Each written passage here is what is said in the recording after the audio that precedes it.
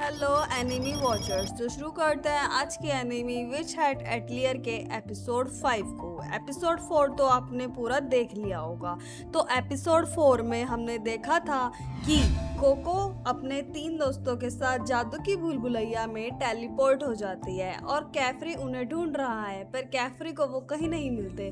कैफरी की मदद उन्हें ढूंढने में कोको का ब्रश बड्डी करता है और अब आगे 5 एपिसोड में देखते हैं क्या हुआ। कोको का ब्रश बड्डी कैफरी को अपने पीछे पीछे कलहन में उसी जगह ले जाता है जहां पर चारों सैरोगेट्स टेलीपोर्ट हुए थे। कैफरी इधर उधर कुछ सुराग ढूंढ रहा है पर कैफरी को कुछ नहीं मिलता। फिर कैफरी एक पत्थर को उठाकर देखता है तो उसके नीचे एक जादुई आकृति बनी हुई है। उस आकृति में से बहुत तेज रोशनी बाहर निकलती है। कैफरी दूर हट जाता है और उधर जादू की दुनिया में कोको भी और उसके 3 दोस्त इधर उधर घूम रहे हैं। अगॉस्ट समझ जाती है कि ये जादू की भूल भुलैया गोल है, तभी तो हम घूम फिर कर बार बार रीची की टूटी हुई दीवार में ही आ जाते हैं। अगौत कह रही है अब हमें इस दीवार में ही छुपकर यहाँ से बाहर निकलने का कोई और रास्ता सोचना पड़ेगा। इतना ड्रैगन हमारे पीछे भाग रहा है, हम यहीं छुप जाते हैं। फिर शाम हो जाती है। धीरे धीरे ठंड भी बढ़ने लगती है। तीतिया भी ठंड से सिकुड़ने लगती है। तीतिया को बहुत ठंड लग रही थी। फिर तीतिया के पास कोको आती है। कोको तीतिया को देख रही थी। कोको अपनी जादूगर की यूनिफॉर्म उतार कर तीतिया को कह देती है। तीतिया को कहती है ये पहन लो तीतिया, तुम्हें ठंड लग रही होगी। और कोको माफी मांगती है कि तुम जिस मुसीबत में फंसी हो इन सब की वजह मैं ही हूँ, मुझे माफ कर दो तीतिया। तीतिया कोको को खुश करने के लिए अपने जादू से एक बादल बनाती है और उसके अंदर कोको को भी ले आती है और खुद भी आ जाती है। कोको खुश हो जाती है। वो बादल बहुत गर्म होता है।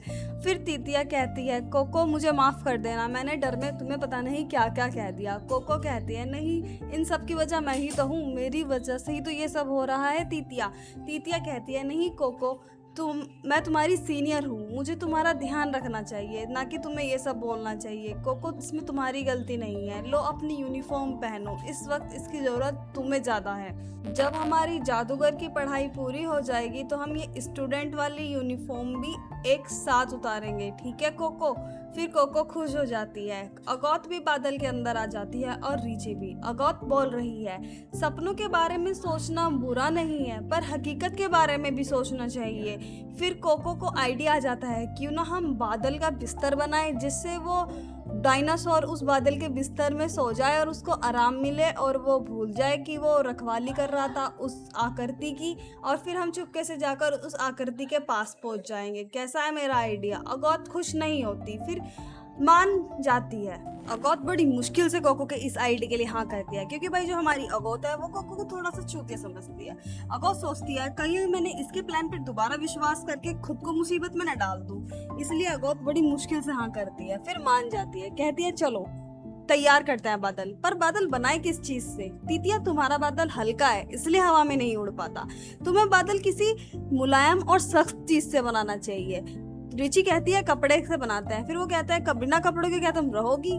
फिर कहते हैं कागज भी हमारे पास कम है, इसलिए उन्हें आइडिया आता है क्यों ना हम रिची का दीवार तोड़ने वाला जादू बनाएं, जिससे खूब सारे भूल भुलैया ब्लास्ट हो और हमें रेत मिल सके, और फिर उस रेत से हम डायनासोर के लिए सोने वाला मुलायम बिस्तर बना सके। कोको ऊपर जाकर उस डायनासोर को देखने लगती है। कोको कह रही थी जब वो हमारे पीछे भाग रहा था तो उसकी नाक एक खंबे से टकरा गई थी, शायद उसको चोट लग गई होगी। और कैफरी सर भी तो कहते हैं कि हमें भला जादू करना चाहिए, तो ये भी तो एक भलाई जादू है जिससे डायनासोर को खुशी मिलेगी और आराम भी।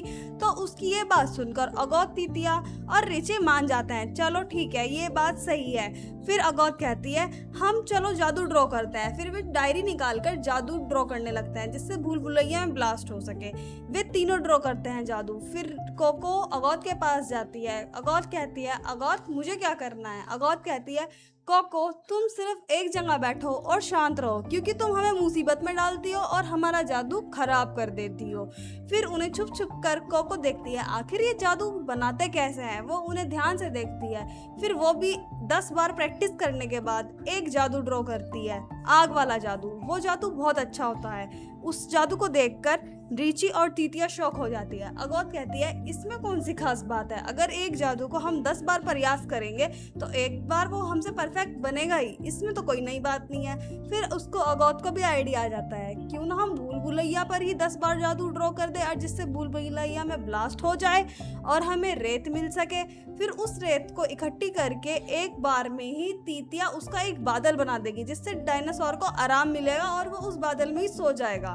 वो चारों सारे गेट्स ऐसा ही करता है। वो डायनासोर की नजरों से बचकर भूल भुलैया की छत पर आकृतियां ड्रॉ करते हैं, एक साथ बड़ी बड़ी आकृतियां। अगौत उन आकृतियों को एक साथ जोड़ती है। तीतिया जैसे ही वह आकृति जुड़ती है एक बड़ा सा ब्लास्ट होता है। तीतिया उस बड़े से ब्लास्ट से बहुत जल्दी एक बादल तैयार करती है। डायनासोर उन्हें देख लेता है, डायनासोर उनके पीछे भागने लगता है। डायनासोर देखता है कि ये क्या चीज है, बड़ा सा बादल। डायनासोर उसे छूकर देखता है तो उसे वो बहुत गुदगुदा और आरामदायक लगता है। फिर डायनासोर उस पर ही लिट कर देखता है, फिर डायनासोर को नींद आ जाती है। ये चीज देखकर वे चारों बहुत खुश हो जाते हैं कि उनका आखिरकार ये आइडिया कामयाब हो ही गया। अगौत कहती है अब यहीं खड़े होकर समय बर्बाद करने का इरादा है क्या तुम लोगों का, चलो जल्दी उस आकृति को ढूंढते हैं जिसकी वजह से ये भूल भुलैया बनी हुई है। तीतिया वहीं रुक जाती है। तीतिया कहती है कोको आज मुझे बहुत खुशी हो रही है क्योंकि मैंने एक भला जादू किया और देखो मेरा जादू से वो डायनासोर कितने आराम से और मजे से सो रहा है। कोको कहती है हाँ तीतिया चलो अब जल्दी उस आकृति को भी ढूंढना है। वो जाकर उस आकृति को देखते हैं। वो कहते हैं हाँ जैसा कि कोको ने कहा था ये आकृति तो यहीं पर ही है, पर इसका करना क्या है। वो चारों सोचते हैं इस आकृति से हम घर वापस कैसे जाएंगे। वो उसे घूर घूर कर देखने लगता है। तीतिया धीरे से उस आकृति को खराब कर देती है और पूरे जादुई भूल भुलैया में बहुत तेज आंधी आ जाती है। काली काली हवाएं चलने लगती है और मिट्टी भी उड़ने लगती है। वो अगौत कह रही है तीतिया तुमने ये क्या करा, तुमने ये आकृति क्यों खराब करी, एक बार पूछ तो लेती, अब देखो ये क्या हो गया।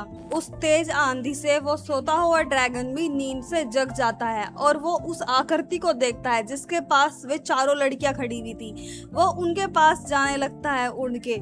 कोको कहती है चलो भागो, अगौत भी कहती है भागो, और भागते भागते अगौत का पैर फिसल जाता है जिससे अगौत बहुत ऊंचाई से नीचे गिर जाती है।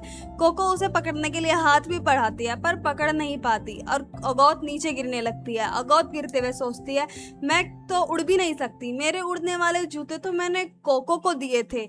जो बीच में से आसमान फटता है उस आसमान में से कैफरी आ जाता है। कैफरी उड़ते हुए को अगौत को बचा लेता है और कहता है कसकर पकड़ो अगौत मुझे, क्योंकि मैं इस ड्रैगन को हराने वाला हूँ, मुझे जादू ड्रॉ करना है। फिर अगौत कैफरी को कस के पकड़ लेती है और अगौत की जान भी बच जाती है। फिर कैफरी जादू ड्रॉ करके उस ड्रैगन को हरा देता है और कलहन में वापस ले आता है। अगौत कैफरी को देखकर शॉक हो जाती है। तीतिया और रिची भी उड़ते हुए कैफरी के पास आती है। वह कहती है कैफरी सर आप यहाँ कैसे आए, आपको कैसे पता चला कि हम यहाँ आए।